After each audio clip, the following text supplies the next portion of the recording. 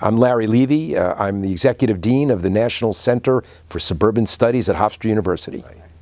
A lot of people don't realize that a handful of suburban communities in this country decide national elections. We don't really have real national elections. We have 50 separate state elections, and 40 of them are pretty much a foregone conclusion. The red states, the rural, the mountain, southern states go heavily Republican. Most of the urbanized states, Northeast, the West, go Democratic. But it's that handful of swing states that are always up for grabs, that go back and forth between parties and candidates.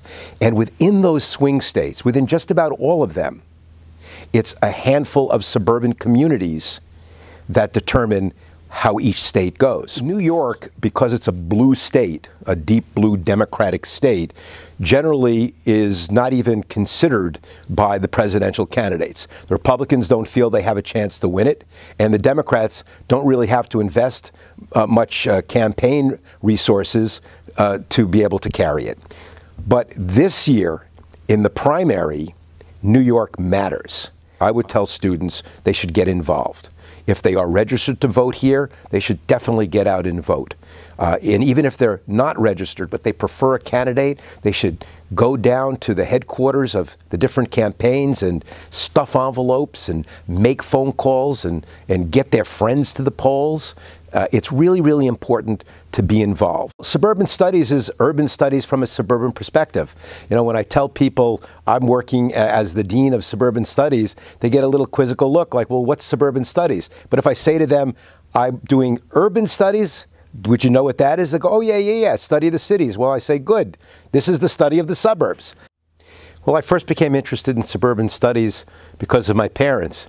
When I was 5, they decided to pack up from the Bronx and follow the thousands of other people after World War II to go out and find a couple of thousand square feet out in the suburbs, in our case, Valley Stream on Long Island.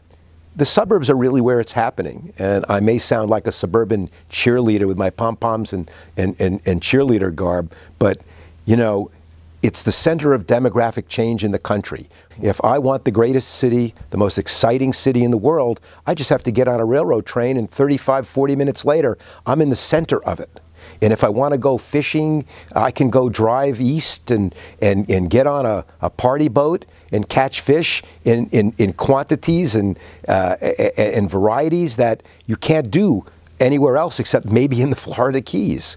So there's just so much going on that I had really no reason to leave. And when I got a great job at Newsday and then a great job at Hofstra, I'm going to be here until I become a snowbird and head south with my golf clubs.